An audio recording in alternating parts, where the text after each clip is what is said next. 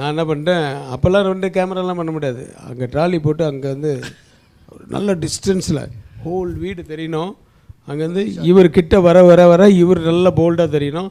வர வர ட்ரீட்டப் பண்ணிக்கணும். அங்கே சொல்லியாச்சு.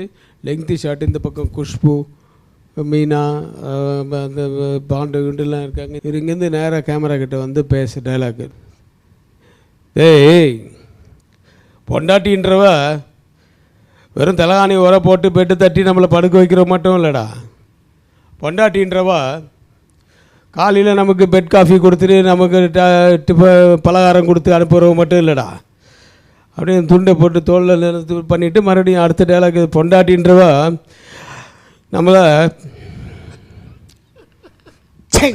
யார் இந்த கல் இங்கே வச்சிரு நான்சென்ஸ் அப்படின்னு சொல்லிட்டு போகிறார்.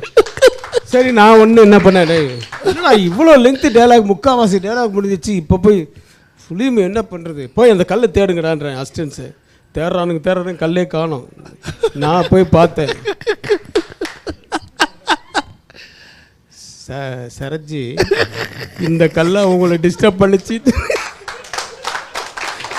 இந்த கல்லை உங்களை டிஸ்டர்ப் நிறுத்திருக்கலாங்க. டேய், பெருக்குங்களா ஒரு கல் இருக்கக்கூடாதுடா இந்த மாதிரி. அப்புறம் அதாவது டைலாக் மறந்துட்டுன்னு சொன்னால் திட்ட போகிறாங்க. எல்லாரும் அசிங்கமாக நினச்சிட்டு யாராங்க கல்லை போட்டது செம்ம. அதுக்கப்புறம் தான் சிரிச்சாங்க எல்லாரும். நான் கல் எடுத்துகிட்டு நான் வந்தேன்.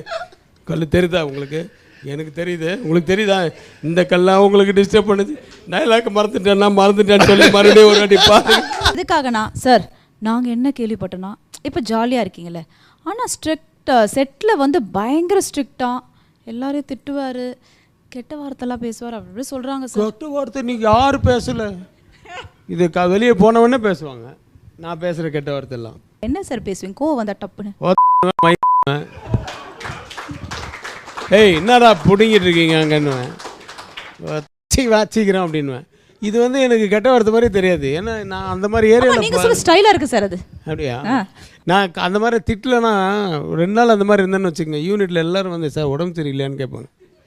ஏன்னா திட்டவே இல்லையே சார் யாருமே அப்படின்வாங்க. ஆர்டிஸ்ட்டு கோச்சிக்காம இவர் ஏதாவது தப்பாக லேட்டாக வந்தாருன்னு வச்சுக்கோங்க, வேறு யாராவது பிடிச்சதா அசினே, ஏய் எப்போ வர்ற, ஏய் சம்பளம் கொடுக்கலையா அவனுக்கு, ஏன் பேட்டா வாங்குறீங்கல்ல டெய்லி அப்படின்னு கிராசியில் தெரிஞ்சுக்கணும். நமக்கு தான் வித் டோசன் ஒழுங்காக போய் சீக்கிரம் ரெடி ஆகிட்டு. சிவாஜி சார் கூட சாரை பற்றி ரஜினி சாரை கேட்டதான் நான் கேள்விப்பட்டேன். அது அதெல்லாம் கேட்டாராம், அந்த பிரேக் டைமில் கேட்டாராம் ரஜினி சார்கிட்ட போயிட்டு, டே ரஜினி இவன் டைரக்டராக பொறுக்கியாட. ஆமாம், அது வந்து அந்த படிக்கட்டில் நடந்து வரும்போது அவர் காலங்காத்தால் அது ஐயருங்களெல்லாம் எட்டி வச்சுட்டேன். ஆனால் ஐயருங்களே கிடையாது. அவங்கெல்லாம் கூட வேஷம் போட்டுன்னு சிவாஜி